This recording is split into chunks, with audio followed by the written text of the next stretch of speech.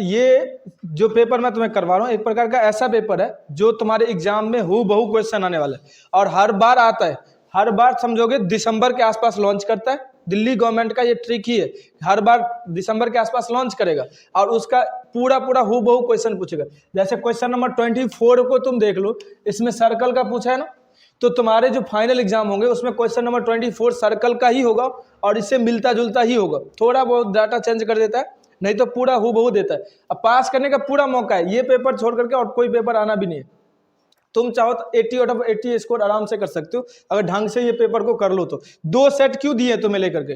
2 set दिए हैं ताकि तुम पूरा प्रैक्टिस कर लो, पूरा एग्जाम्स में वही पूछूंगा, ये कहा करके दिया है 2 सेट। समझ आ गया? तो इसलिए पूरा फोकस कर दो कि ये दोनों पेपर को, चाहे जो सब्जेक्ट में, अगर तुम चाहते हो कि हिंदी में भी फुल मार्क्स लाऊं तो हिंदी के 2 सेट दिए हुए वो दोनों सेट बना करके चले जाओ, उससे बाहर का एक भी क्वेश्चन नहीं आएगा। ये मेरा एक्सपीरियंस कहता है और मैं इतने दिनों से पढ़ा रहा हूँ तो मुझे पता है सारे के सारे क्वेश्चन इसी में से पूछेंगे। समझ आ गया? पहला जो क्वेश्चन है ये क्वाड्रेटियल चैप्टर का है। 9th क्लास में क्वाड्रेटियल चैप्टर के कई सारे क्वेश्चन पूछते हैं, जिसमें ये क्वेश्चन 3-4 साल से पूछ चुका है, 3-4 बार से।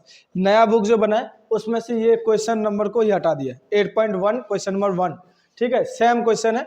और इस क्वेश्चन को जब भी तुम्हें रेशियो में कोई क्वेश्चन आता है, रेशियो का कोई भी क्वेश्चन है, तो सबसे पहले हम एक कांस्टेंट मान लेते हैं। सिखा रखा हूं तुम सबको, तो कांस्टेंट मान करके फिर जाकर के हम सॉल्व करेंगे। जैसे हमारे पास ये एक क्वाड्रेटियल दे रखा है, क्वाड्रेटियल अगर हम बनाते भी हैं तो इसमें हम देखते हैं जैसे ABCD अगर ये क्वाड्रेटियल का है और इसमें हमारा रेशियो यानी एंगल ABC और D, इनका रेशियो दे रखा है 3:5:9:13।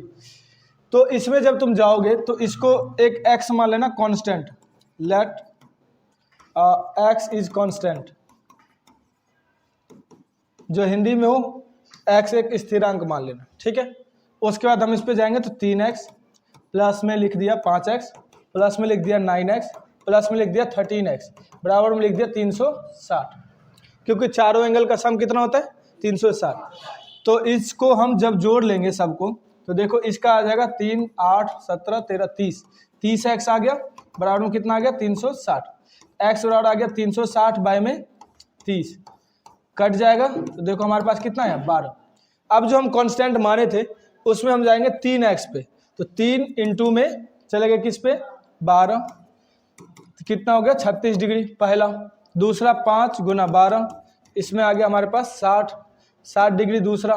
तीसरा अगर हम जाएंगे तो तीसरा आ जाएगा 9 गुना 12, तो इसका आ जाएगा 108। ठीक है, और जब इसमें जाएंगे 13 गुना 12, इसमें आ जाएगा 36 और 156 डिग्री। ये चारों एंगल हमारे पास निकल गए। तो यानी अब हम कह सकते हैं ए की वैल्यू आ गई हमारे पास 36, बी की आ गई कितनी 60, सी की आ गई कितनी 108 और डी की आ गई 156 डिग्री। सिंपल सही होता है, चाहिए ट्रायंगल में तुम्हें दे रेशियो लेकर के या फिर तुम्हें क्वाड्रेटियल में दे दे। हमें ये देखना है कि इनका सम ऑफ एंगल होता कितना डिग्री का। सम ऑफ एंगल जितना डिग्री का होगा उतना हम क्या कर देंगे इक्वल टू में रख देंगे और रेशियो लेकर के इक्वेट करेंगे। जो निकलेगा आंसर उसको हम इक्वेट करके निकालेंगे तो फिर हमारे पास आंसर आ जाएगा इसका। समझ आ गया? तो अब हम आते हैं क्वेश्चन नंबर 2 पर। अब देखो क्वेश्चन नंबर 2 पे अगर हम आते हैं तो क्वेश्चन नंबर 2 जो है ये दे रखा है एक फिगर और तुम्हें निकालना है ROT की वैल्यू। ध्यान में रखना किसका निकालना है ROT का। तो और एक लाइन जो दे रखा है OR हमारे पास दे रखा है बाइसेक्टर। बाइसेक्टर का मतलब होता है सेम बांटना। ठीक है, तो हम जानते हैं कि ये x है तो ये भी कितना हो जाएगा हमारे पास x हो जाएगा, यानी ये x है तो ये भी हमारे पास कितना हो जाएगा x।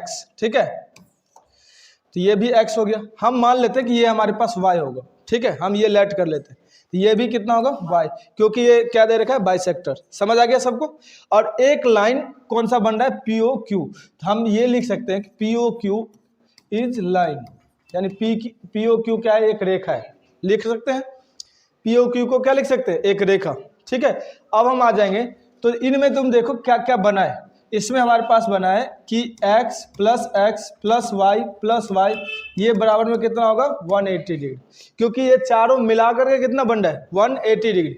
अब तुम देखो इसमें x और x को जोड़ोगे तो 2x, y को जोड़ोगे तो 2y बराबर कितना आ गया 180। 2 कॉमन ले लोगे x प्लस y बराबर कितना आ गया 180। हमने 180 क्यों लिखा? क्योंकि एक लाइन जो होती है लाइन पर एक साइड से कितना बनता है 180, अगर पूरा मिला देंगे तो फिर क्या बनेगा 360 डिग्री। तो हमने एक साइड से लिया, एक साइड से लिया तो कितना बन गया 180 डिग्री। अब इसको हम अगर काट देंगे तो x प्लस वाई बराबर के लिख सकते हैं 180 बाई में 2, कट जाएगा कितना डिग्री आ गया 90, यानी x प्लस वाई की वैल्यू आई है 90। तो x प्लस वाई को तुम देख लो, एंगल का क्या नाम है आर ओ और टी, इसलिए हम लिख देंगे एंगल आर ओ टी बराबर में कितना डिग्री 90 डिग्री। हमें यही निकालना था आर ओ टी, खत्म। देखो क्वेश्चन नंबर 3 क्या कहता है, इसको थोड़ा ध्यान से समझो। अगर ऐसे क्वेश्चन आते हैं ना, क्वेश्चन के टाइप, तो ध्यान से तुम कर सकते हो। कैसे? क्वेश्चन नंबर 3 में तुम देखो एक लाइन भी तुम्हें दे रखा है, कौन सा ए ओ बी, दिख रहा है सबको? लाइन कौन सा दे रखा है ए ओ बी। ए ओ बी लाइन में तुम देखोगे तो तुम्हारे पास देखो इसमें एक लाइन दे रखा है, कौन सा ए ओ बी। तो याद रखना लाइन पर एक साइड से कितना डिग्री बनता है 180 डिग्री, और पूरा मिलाकर के कितना बनता है 360 डिग्री। तो तुम्हें एक चीज, बाइसेक्टर का मतलब क्या होता है? बाइसेक्टर मतलब होता है, हिंदी में कहते हैं समद्विभाजक। समद्विभाजक मतलब उसको बराबर बराबर बांटना, समझ गया? अगर जैसे ही ये क्वेश्चन हमारा स्टार्ट होता है, इस क्वेश्चन का मतलब है ये 35 है तो ये भी कितना डिग्री होगा 35, समझ गया? तो तुम देखो यहाँ पर अगर ये 35 है तो हमने इसको भी क्या लिख देंगे 35। और इसमें हम एक चीज कह सकते हैं कि इस एंगल का देखो बी ओ डी लिख दिया, बी ओ डी बराबर जो होगा एंगल ए ओ सी के होगा। किसके होगा? एंगल ए ओ सी के, हो गया? तो इसलिए बी ओ डी का वैल्यू तो 70 डिग्री था दोनों को जोड़ करके, तो ए ओ सी की वैल्यू भी कितनी होगी 70 डिग्री की होगी। समझ आ गया? ए ओ सी की वैल्यू कितनी आ गई 70। हमें पता है कि ए ओ सी प्लस में बी ओ सी दोनों को मिला दो, देखो बी ओ सी को भी मिला दिया, दोनों को जब हम मिला देंगे तो कितना डिग्री का बनेगा 180 डिग्री का। कितना डिग्री का बनेगा 180 डिग्री का। ए ओ सी की वैल्यू है कितना डिग्री का 70 का, प्लस में बी ओ सी, तो तुम देखो इसको लिख दिया हमने क्या 180। तो बी ओ सी की वैल्यू कितना हो गया 180 माइनस का 70, तो कितना आ गया 110। हमें निकालना किसका था ए ओ डी का। तो देखो ए ओ सी जो बी ओ सी जो है वो किसके बराबर होगा ए ओ डी के। तो हम लिख सकते हैं बी ओ सी जो होगा वो किसके बराबर होगा ए ओ डी के। तो इसलिए बी ओ सी की वैल्यू कितना दे रखा था हमारे पास, अभी निकाले थे ना बी ओ सी का वैल्यू 110, तो इसलिए ए ओ डी की वैल्यू भी कितनी होगी 110। हो गया खत्म, यही था क्वेश्चन, समझ आ गया? रीजन क्यों है उसका? इसमें रीजन है क्योंकि एक लाइन पर जो एंगल बनता है इसको हम कहते हैं लीनियर पेयर, पता है? हाँ, लीनियर पेयर कहते हैं, हिंदी में कहते हैं रैखिक युग्म, समझ गए? और इसमें जो तुम कहोगे इस वाले में ये बराबर जो होगा ये होगा vertical opposite angle. Vertical opposite angle क्या होते हैं? बराबर होते हैं, इसलिए ये दोनों भी क्या होंगे बराबर होंगे। चांसेस है कि तुम्हारे फाइनल में पूछे 100% चांस। तुम देखो कह रहा prove that equal code of circle subtended equal angle at the centre. अब तुम पहले क्या बनाओगे? पहले बना लिया एक सर्कल, बना लिया, ठीक है? एक सर्कल बना लिया, सर्कल में हमने एक कोड बना दिया, फिर दूसरी कोड बना दिया। अब इसमें एक इस कोड का नाम लिख दिया क्या ए बी, इसका लिख दिया सी डी, ठीक है? यहीं से सेंटर पे चले गए और यहाँ पर एक एंगल बना लिया, यहाँ से सेंटर पे चले गए, यहाँ पे भी क्या बना लिया एंगल, ठीक है? क्या हो गया? अभी एंगल पे हम डिग्री थोड़ी कह रहे, अभी डिग्री पे नहीं जा रहे, हमें प्रूफ क्या करना है अभी इसको समझ लिए। फिगर हमने बनाया जो हमें दे रखा था, ठीक है? अब हम आते हैं, हमारे पास गिवन क्या है? हमारे पास जो इसमें गिवन दे रखा है ये था हमारे पास डी, इसको हमने ले लिया ओ, सेंटर हमारे पास ओ है। अब तुम देखो इसमें गिवन जो डाटा है हमारे पास गिवन है इसमें ए बी बराबर क्या दे रखा है सी डी, क्योंकि इक्वल कोड्स है, ये क्या है इक्वल कोड्स यानी बराबर जीवाएं, ये दे रखा है हमारे पास बराबर जीवाएं। अब तुम्हें प्रूफ करना है, जो हमें प्रूफ करना है उसको भी लिख लेंगे, मतलब वी हैव टू प्रूफ, हमें जो प्रूफ करना है वो करना है ए ओ बी, एंगल क्या करना है ए ओ बी बराबर क्या करना है सी ओ डी, इसको हमें प्रूफ करके दिखाना है कि ये बराबर होगा, ठीक है? हम आते हैं दो त्रिभुज पे, जो दो ट्रायंगल है उस पे। तो दो ट्रायंगल देखो कौन कौन से है इसमें, ए ओ बी है, एक हमने ट्रायंगल ले लिया ए ओ बी, और एक कौन सा ट्रायंगल ले लिया सी ओ डी, ट्रायंगल ले लिया सी ओ डी। अब इसमें तुम देखो इनको हम कॉन्ग्रुएंसी रूल से कॉन्ग्रुएंस करेंगे। तो कॉन्ग्रुएंसी रूल्स में तुम देखो एक चीज हमारे पास सबसे पहले गिवन था ए बी बराबर क्या सी डी, लिख देंगे इसको गिवन, गिवन मतलब दिया हुआ, ठीक है? उसके बाद हम आते हैं AO, इसका त्रिज्या है, रेडियस। AO बराबर क्या लिख दिया, AO यानी ये रेडियस है, समझ आ गया। और इसमें AO बराबर AO नहीं सॉरी AO बराबर OD, ठीक है। और तीसरा हमने लिख दिया BO बराबर OC, क्या लिख दिया, BO बराबर OC, ये भी हमारे पास क्या है, रेडियस है, देख लिया। अब इसमें तुम देखो तीनों में हमने क्या लिया, साइड लिया साइड कौन से, S, तो लिख देंगे बाई S, ट्रायंगल कौन कौन से, AOB, कॉन्ग्रुएंस हो गए ट्रायंगल किसके, COD के, ये हो गया कॉन्ग्रुएंस। तो हमने ये लिख दिया कि ये दोनों कॉन्ग्रुएंस हो गए। तुम्हें पता है कि जो दो ट्रायंगल कॉन्ग्रुएंस होता है उसके करस्पॉन्डिंग एंगल भी क्या होते हैं, बराबर होते हैं। तो इसलिए हम लिख सकते हैं, इसलिए एंगल AOB लिख सकते हैं इक्वल हो जाएगा एंगल COD, कौन से रूल से, CPCT से, समझ आ गया, CPCT से। तो लिख देंगे लास्ट में हैंस प्रूफ, समझ आ।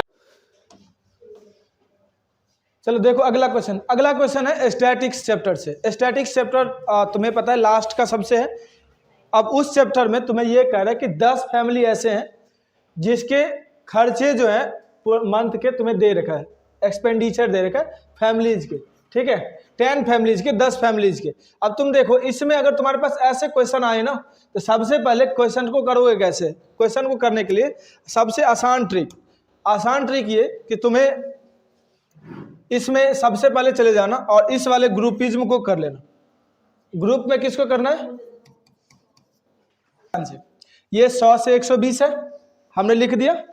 दूसरा लिख दिया 120 से 140, ठीक है। तीसरा क्या लिख दिया, 140 से 160, ठीक है। चौथा क्या लिख दिया, 160 से 180, ठीक है। और 180 से 200, देखो ये लिख दिया। अब इसमें हम आएंगे तो तुम देखो 100 से 120 में तुम्हें ढूंढना है, और इसको हम फ्रीक्वेंसी कहते हैं कि कितने ऐसे परिवार थे जो 100 से लेके 120 में आ रहे थे। अब इनमें से तुम्हें गिनना पड़ेगा। तुम देखोगे एक डाटा तुम्हें मिलेगा, कौन सा, 115 जो थे वो 100 से 120 में आ रहे थे, तो हमने लिख दिया 1, लिख दिया। उसके बाद 120 से 140 में अगर हम गिनेंगे तो एक तो ये आ जाएगा, एक ये आ जाएगा, एक ये 3 आ जाएगा।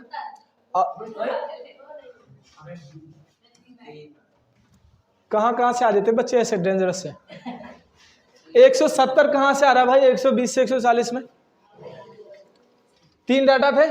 अब देखो 140 से 160 में गिनेंगे तो एक ये डाटा आ जाएगा और उस एक ये डाटा आ जाएगा, बस ये आ गया 2।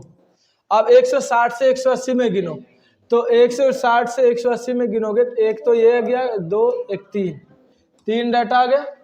अब इसके बाद तुम देखो 180 से 200 के बीच में एक डाटा आ गया। अब तुम इसको सम करके देख लो, सम करोगे तो 3 1 4 2 6 3 9 1 10।